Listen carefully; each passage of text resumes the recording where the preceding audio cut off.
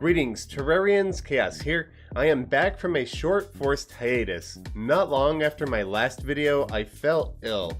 While it was not the thing that's going around, the thing worldwide that YouTube doesn't want anybody to talk about right now, I was taken out of commission for a while regardless. I am feeling much better now, however, and I am excited to get back into making videos. I hope you all are taking good care of yourselves during these trying times, and I really hope that you enjoy what I have lined up today. Speaking of which, I have something special planned. I was asked by Gameraiders101 to create a laboratory for him to use in his videos. If you've not seen his channel, I'll leave a link to it in the description below, so definitely check it out. He does a lot of modded testing videos. He didn't give me any specific requests or ideas for the lab, so I pretty much have free reign here to do what I want. I'd like to make something that doesn't only look like a lab, but actually functions for his purposes as well. So I want to make areas that look good, but also can be used for his videos. To start off, however, I'm going to dig into the side of this mountain here in this flat wall and get the entrance to his new lab laid out. At the start of the video, you may have noticed that I have a brand new logo. Starting today, the channel is being rebranded using this new design that was created by the lovely CheesyPaninie. Not only will it show up in all of my upcoming videos on the channel, but it will also be used on my social media sites, and I'm even considering using it in possible merchandise coming up in the near future. I'll talk about that more in a future video. I just wanted to tease it for now. Leave a comment letting me know what you think about this new logo design. I personally love it. If you would like to see more of CheesyPaninie's art, I will leave links to her social media and YouTube channel in the description below. Alright, so the entrance to the laboratory is complete now, and since we're in the jungle and it's carved into the side of the mountain, I thought it would be fun to tuck away the entrance inside a small cavern. So I've gone into T-Edit and I placed some unobtainable walls here and painted them gray to give the cave wall texture. And then we have some stone here that instead of just using some raw stone, I placed yellow moss on top of because I feel it fits the jungle very well. I haven't done any decorating out here yet. All of these plants have grown naturally since it does grow really rapidly within the jungle, but I will be decorating all of this later on in the build. Into the entrance and into the main lobby, we have an actuator door that'll open up automatically for him, and since it uses a player logic sensor, it won't open for any NPCs or anything like that. The lobby itself has his logo as the centerpiece, and it's got this big yellow 101. If you've ever looked at Gameraiders' channel homepage, you'll see that in the center of the artwork there's a big yellow 101, and I wanted to incorporate that in several different places around the build. This will be the only place that I use the channel logo, however, since this is the main lobby. There are branching paths to different locations, so off here to the right we've got something that I'll talk about towards the end of the video, which is an NPC racecourse with another actuator door. We have two elevators, one that'll lead up to a balcony, one that will lead up to a bedroom, and then we have two background doors that currently don't lead anywhere, but I'll be building those areas in a little bit. One will be a firing range, and one will be a portal network to take him to various locations across the map. As for these elevators, I did design up and down elevators in one shaft. I've done Hoik elevators in the past, but it's always been up one tunnel and down a different tunnel. These ones will go up and down in a single tunnel, and I designed that specifically for this map because you guys liked my Hoik elevators, but you always said you should put it into one tunnel, and it's really complicated to do. I finally managed to get it to work. It does take quite a bit of wiring, and I'll be talking about it in possibly a build tip video, or maybe just have a build tip at the beginning of another video later in the month. But it does work. It's not completely flawless, however. If we go up, it always works going up. But if we go down and we're not in the center, you'll get spit out to the side. You can see that I came through these blocks here and ended up over here. And that doesn't just happen on one side, it happens on both sides. So if I go down here and if I hold to the right, it's going to spit me out off here to the left. So it always spits you out in the opposite direction. So up next, I'm going to be working on the bedroom area over here. And instead of doing a dome, which I do a lot because I really like them, but I want to have something unique for this, I'm thinking about doing something really angular. So a flat platform coming out here, and this will act as the false foundation opening up to the side of the mountain, and then a flat roof on top of that, which overreaches the floor, and maybe a angled glass window on top of that. I'll mess around with it, and we're going to throw that into a time lapse, and let's get this bedroom completed. I also wanted to give a massive shout out and thank you to all of my supporters over on Patreon, especially now since for me personally revenue is at an all-time low. Everybody who's been generous enough to help support the channel, I wanted to thank very much. I would not be able to do this without you. So if anybody is interested in helping to support the channel, I will leave a link to my Patreon page in the description below. I offer a series of rewards from things like your name in the credits of my videos to special builds. While I want to thank everybody who does pledge on Patreon, I still want to thank each and every one of you for taking the time to simply watch my videos, even if Patreon isn't your thing. I truly do have the best community in the world, and I can't thank you enough for allowing me to make this my job. And now the bedroom area is complete. I'm really liking the overall shape of this build. Normally for something sci-fi, I might do a dome or a sphere or something like that, but I wanted this to look unique to my style, and having it boxy with this slanted window out the front is really different for me, and I'm really enjoying the way that it looks. I decided to go with a 2-tier build instead of 1 because I wanted to add a small storage area here as well as the bedroom up on top. And then I've outlined this building with some red painted meteorite brick because it's not only does it look good during the day, but when you switch it to night, it also has a rather nice appearance to it. That's also why I lined the inside of the elevator shafts with it as well, because it makes those pop out too. Speaking of the elevator shaft, while I was working on the bedroom, I had an epiphany and I realized why the elevator hoik was kicking you out to the left and the right. And so now I fixed it.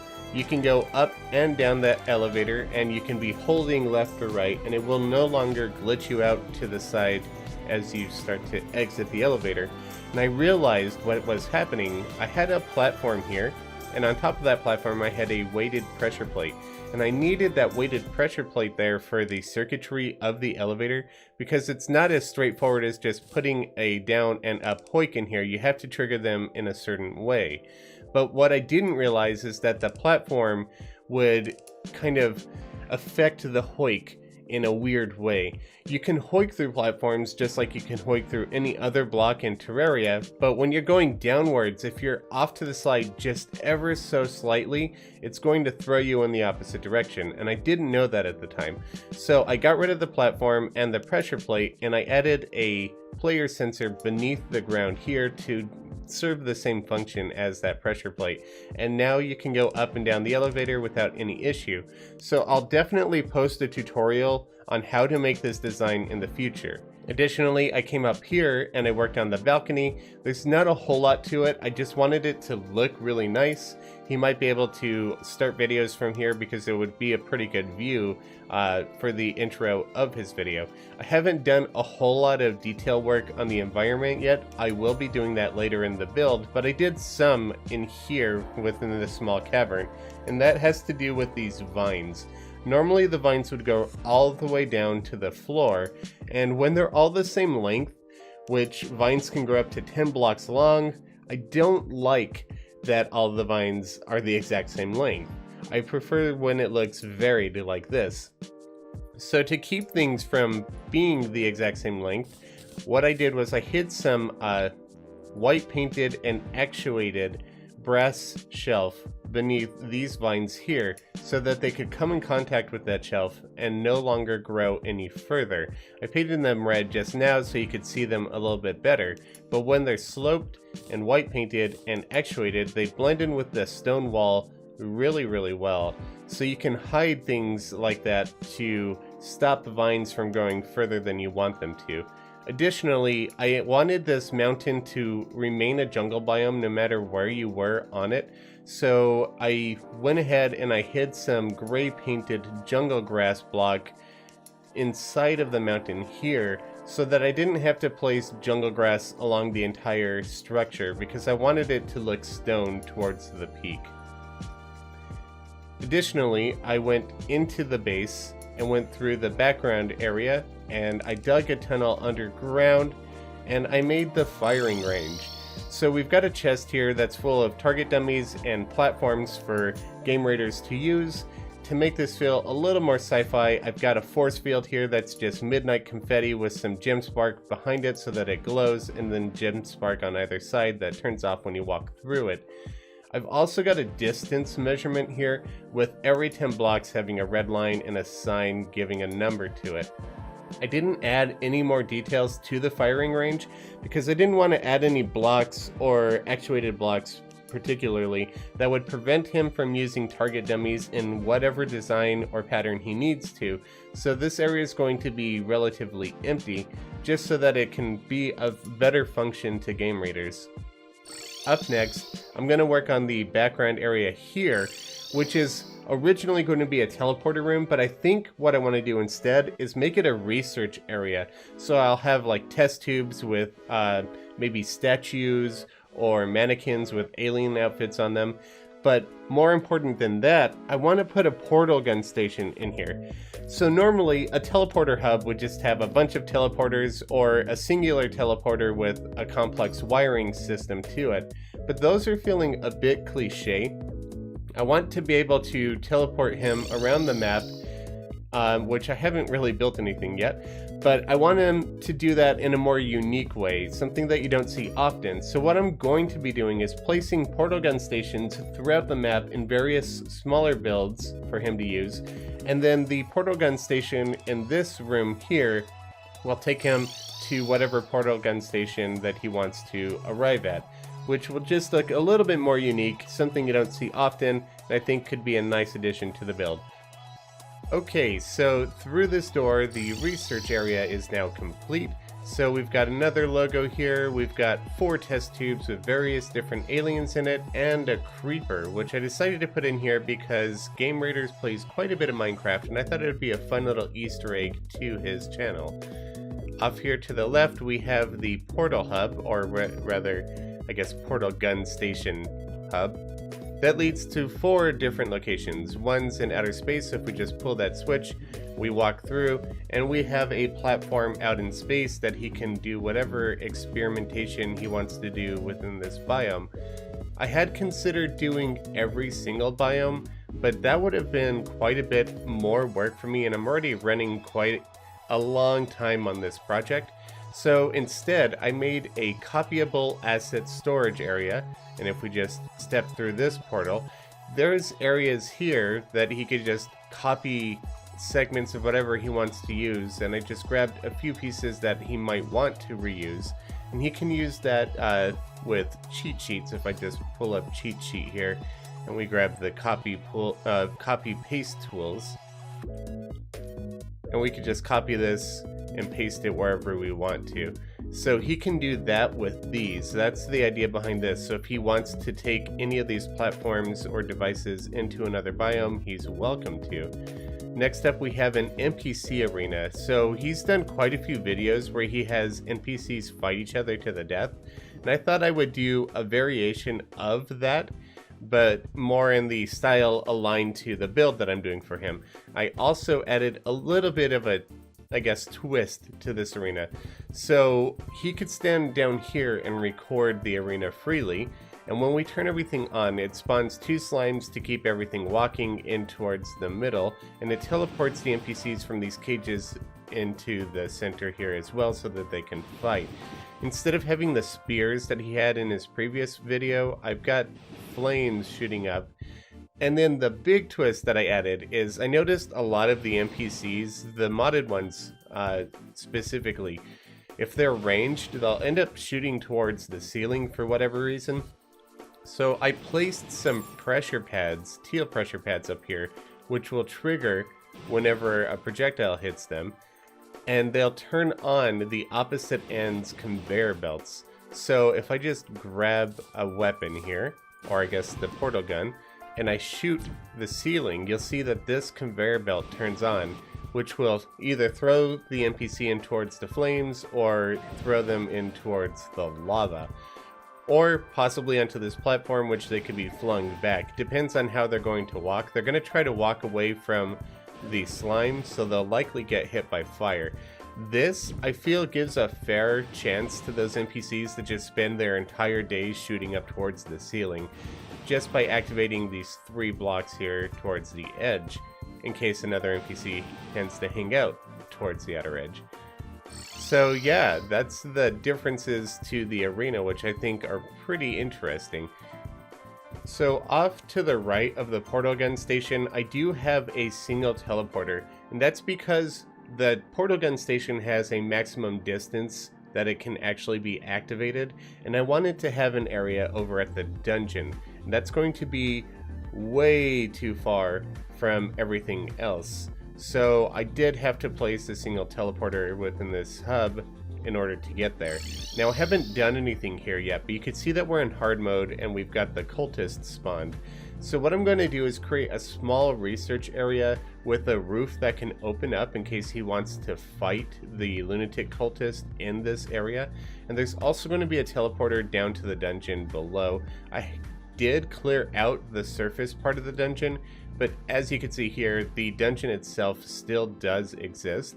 So if we wanted to allow him to come down into the dungeon, because I don't want to get rid of his dungeon completely, I'll just place a teleporter like right in here, and he'll be able to enter the dungeon from the surface over here. So up next, I'm going to build this area, and then, well, I guess the only other things to do will be to decorate the jungle over here, make it look pretty, because right now it's just, I guess, really generic, and I really want to make it look nice. And then the last thing that we'll do, but I'll cover that towards the end of the video, will be the NPC Racecourse. When it comes to working on customizing the dungeon, you are capable of changing where and how the cultists spawn without use of mods or t-edit. They have very specific spawn rules, however, so there are certain things you can and cannot do when it comes to creating a unique area for them to spawn in. I recommend digging out a little area beneath them to get them out of your way while you build, so that you're less likely to accidentally put them into combat with a pickaxe swing. If you're curious exactly how you can customize your cultist spawn location for your dungeon in vanilla Terraria, I do have a tutorial video out on that already. I will leave a link to that video in the description below, so be sure to check it out because you can actually do quite a bit with these NPCs. And here we have the completed dungeon research facility. So off to the right where the old man is standing, and by the way, I'm back in normal mode, I'm going to be sending him both a hard mode and a normal mode version of the map. But it was just easier to build it in normal mode without having all of the cultists attack me every time I tried to pickaxe or hammer anything. But the teleporter on the right will take us straight into the dungeon, and we can work our way down. I haven't changed anything within the dungeon.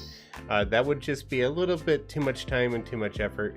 The teleporter on the left will take us back to the research facility, and then this switch here in the center will actuate all of these test tubes as well as the roof. So if Gameraiders wanted to fight the lunatic cultist, he pulls this lever, we could fly through all of this, and there's even a row of platforms up here, turning this instantly into a small makeshift arena.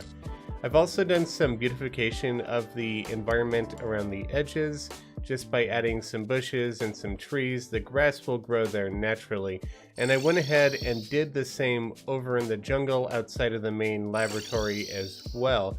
I add some bushes, some more grass, some trees, including areas up here where I felt it might look good around the building itself.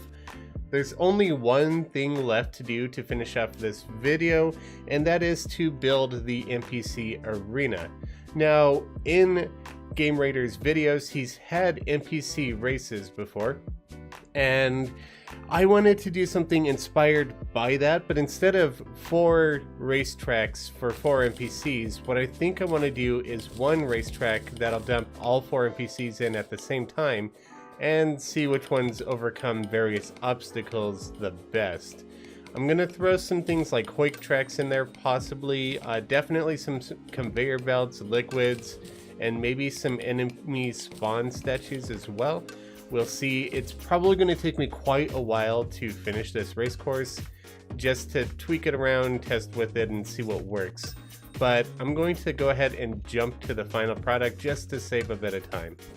And here we have the completed NPC race course. So Gameraiders can come over here. I've left some instructions for him on the signs here, and this teleporter will take him to the control area for the race course. If I zoom out, you can see what the entire course looks like. Since he's using Joost Mod, he has the tome of manipulation, and he could just drag these NPCs from the small NPC prison over to the starting area for the race. The reason why these NPC houses are here is because when an NPC, with their logic, whenever they go away from their house far enough, they're going to start trying to walk back to it.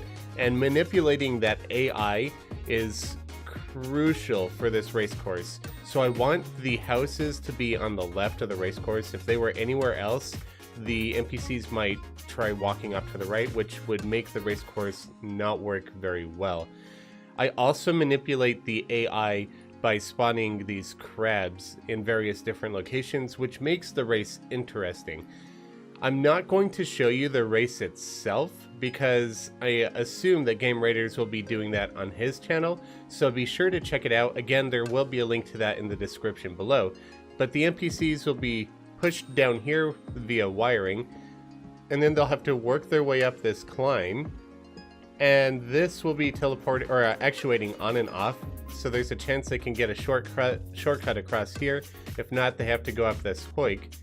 And then they have to work through this tunnel, which will also be changing via wiring, up this hoik, through this little portal section, up this hill, and into the finish line right over here. The first NPC to make it, or if there's a tie, multiple NPCs can make it in here at the same time, which has happened. They get to live, but when they reach the exit, or the finish line, this actuator door opens up, and any other NPCs that try to make it to the finish line after that will end up in a pool of lava, which sounds right on par for what Gameraiders likes to do at the end of races anyway. So I think he's gonna like that. And that's going to wrap up the rest of this build. I hope you have enjoyed this video. If you did, be sure to leave a like and a comment to let me know, and please consider subscribing to the channel. Things are a little bit tight right now with everything that's been going on in the world, and it would really help me out if you're already subscribed to ring the notification bell so you get notified for all of my videos. I know I haven't been posting much in a while because I'd been sick, and now my dog Shino has gotten sick as well, but I think he's going to be okay too. But I'm planning on posting more videos in the near future, so stay tuned to the channel. Thank you all very much for watching. I'll catch you all later. Happy building.